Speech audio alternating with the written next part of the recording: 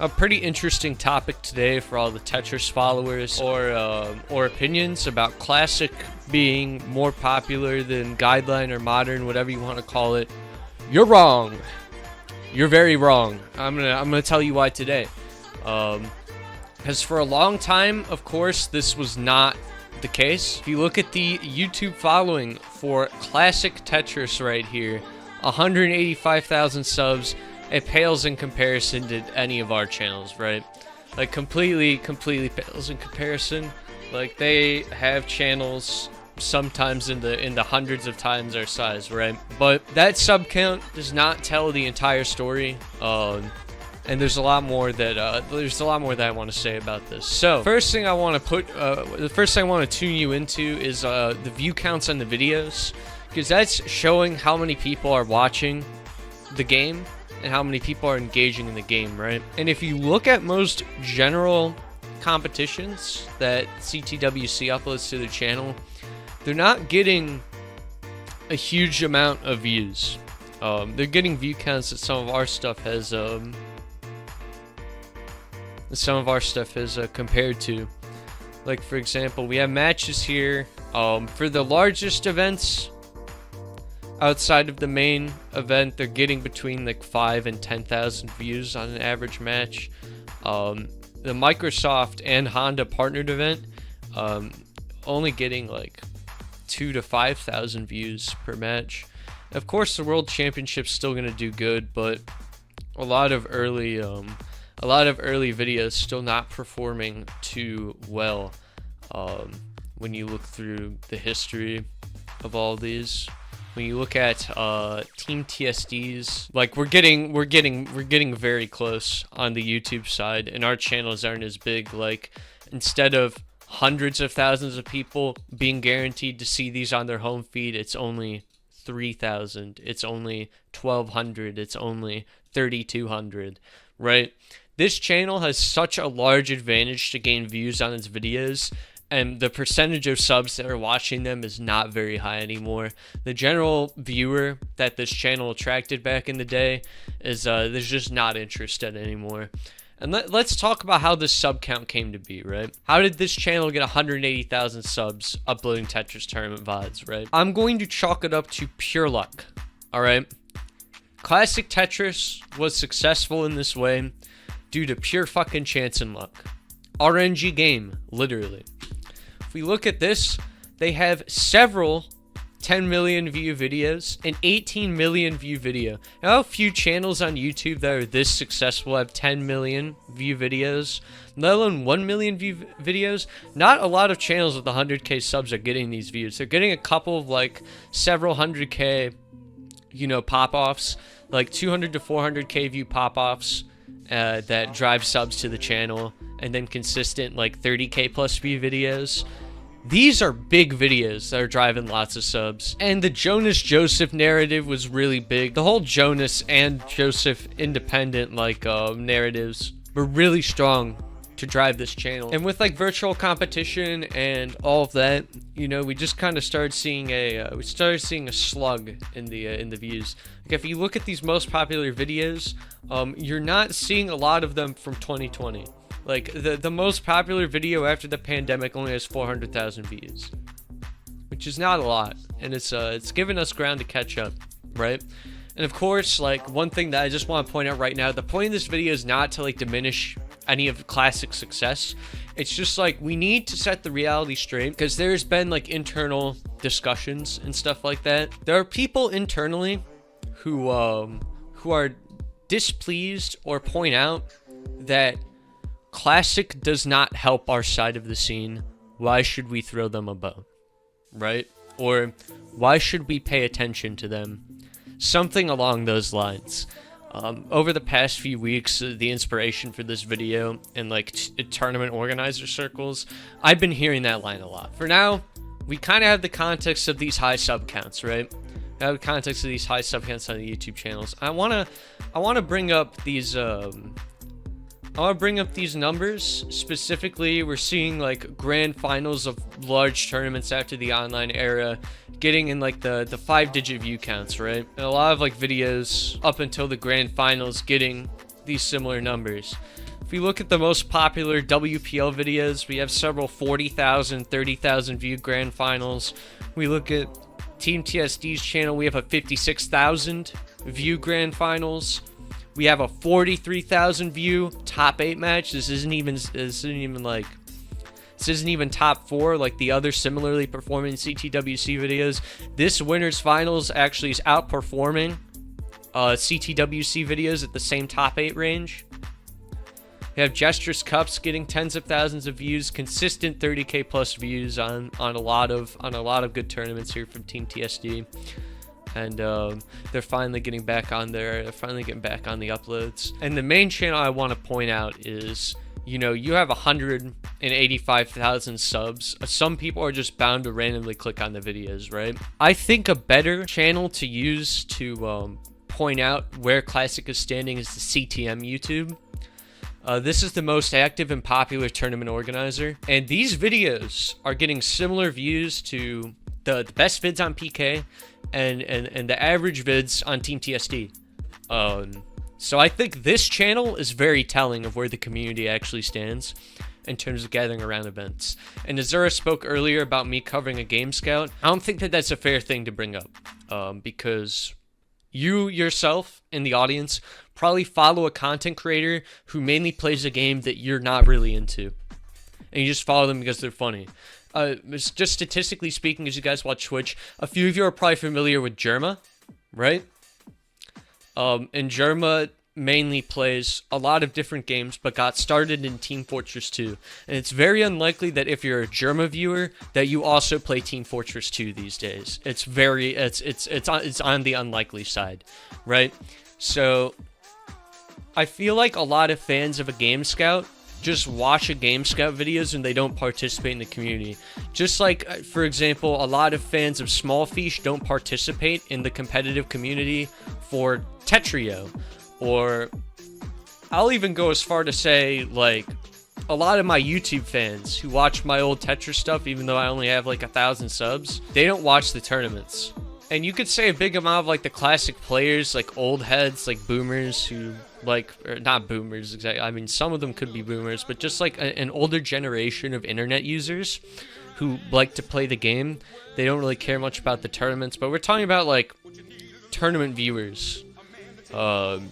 Not necessarily participating in the community and playing. We'll talk about that in a bit as well. But just people who watch the tournaments. A lot of CTWC subs on YouTube don't watch the tournaments. A lot of a Game Scout viewers just watch his recaps. They don't actually sit in the streams for the tournaments, if you know what I'm saying. I'm gonna let my camera adjust here for a bit. This is something really interesting that I want to bring to you, okay? And this is one of the most simple things I could show you.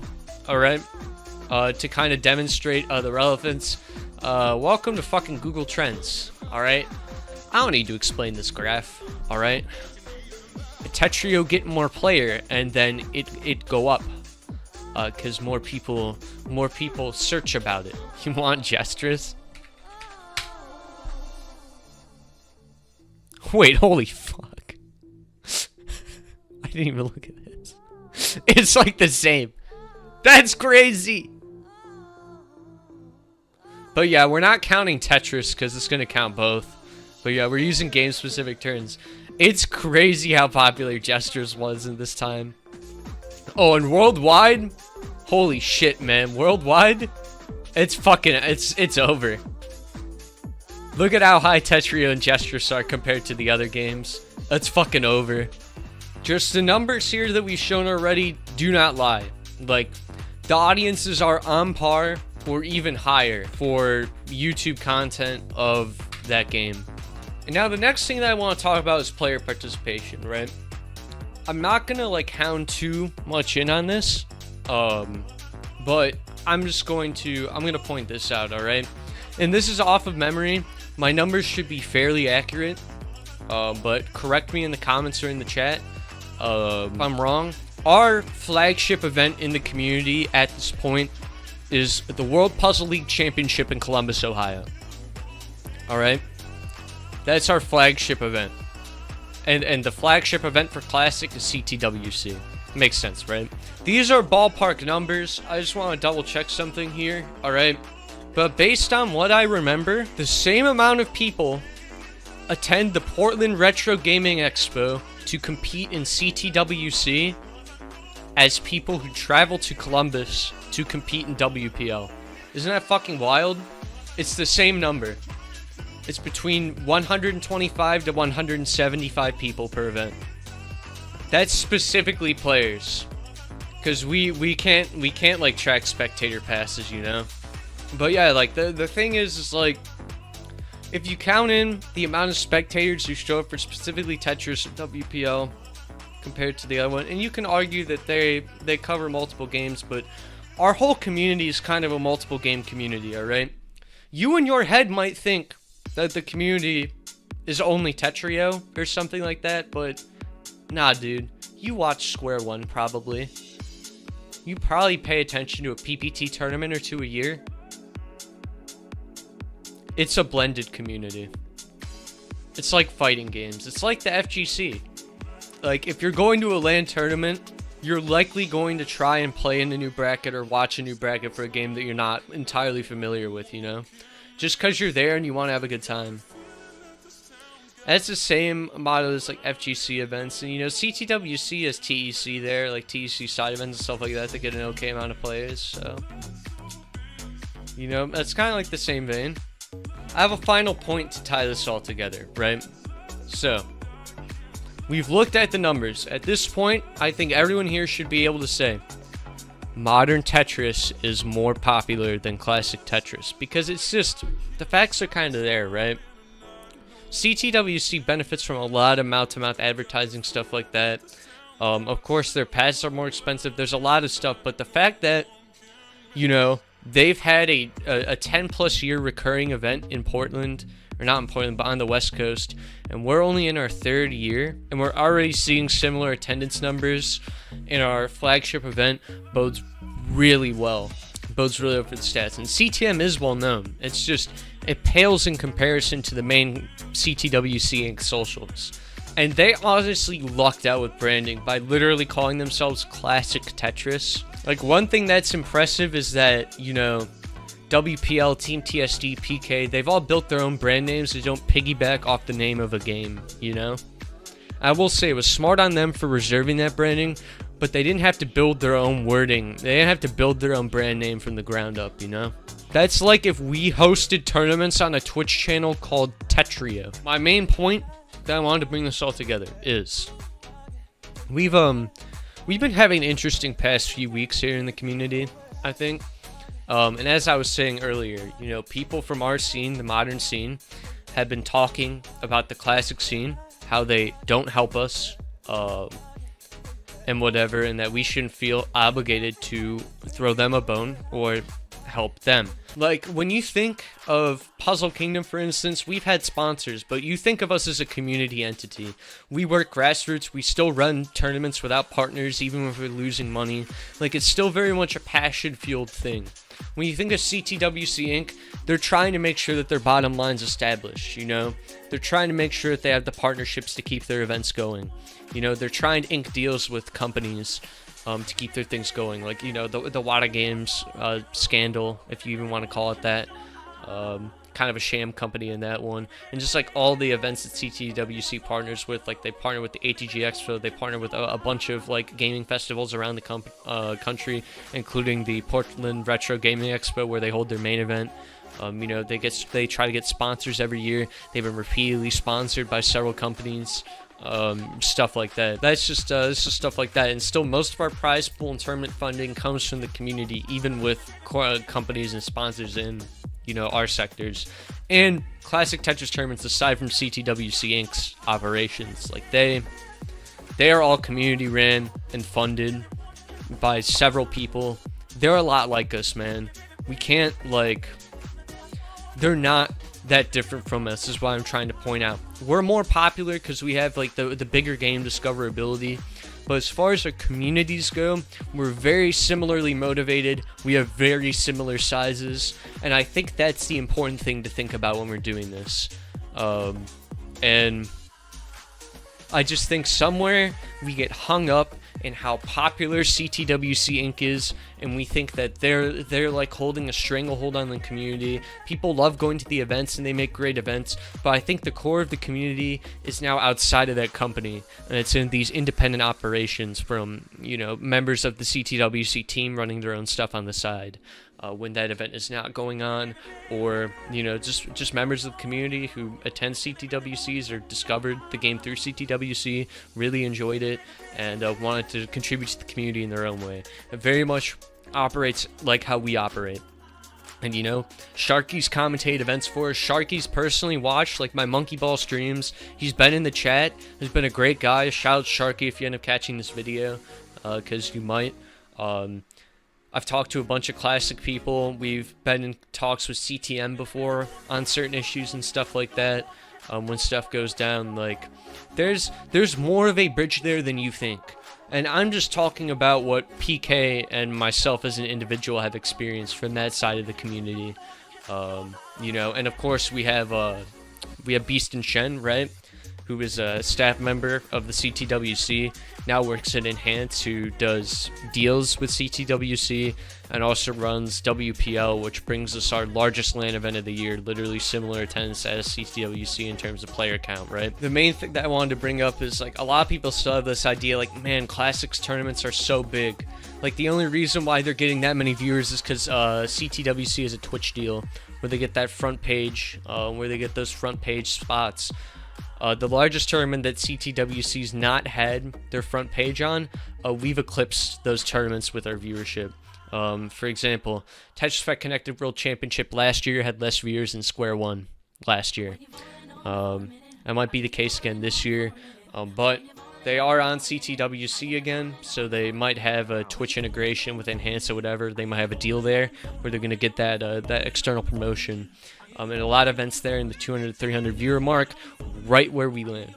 We land right in the same live viewership as that largest stream with organic viewership coming in without the front page on events other than the CTWC.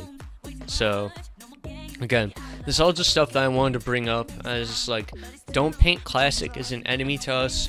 We're very much fighting together for a common goal. And there are a lot of people who overlap between the two communities. Maybe not as players, but definitely as fans. I know a lot of people who will dabble in watching Classic who are from our scene, and vice versa. Like, it's super cool. A lot of people don't as well, admittedly, but a lot of people do. The crossover's there. It's so easy to build on that. We shouldn't villainize the Classic community, man. We're setting ourselves up for doom, and we're unnecessarily hurting them if we do that. We need to foster a working relationship. We need to be open to collaborating with them on projects. We need to be open to cross-promoting our events, man. Because it's only going to be beneficial. I don't get the villain perspective of, like, they've never helped us before. I don't even think that's true. I wouldn't say they're being villainized as being dramatic. It's just like people are just bringing up how like Classic never helps Modern, so why should we help them? And the thing that I just wanted to bring up during this video is how that's just not true. Like, that's a misconception. They do help us. They are in talks with us. It's not big, but there's a bridge that's there, and I'd love for that bridge to be expanded upon. But yeah, you guys are right. Villainize is definitely like way too dramatic of a word for it, but if you want to be dramatic, that's how you call it. But yeah, it's pretty general, but it's a common misconception. And I just don't want people to feel like we're like the little guy, you know, when talking to Classic, that we're like a little guy, or that we're not as important, or that they don't pay attention to us, because none of those are true, if you know what I mean. None of them are true, man.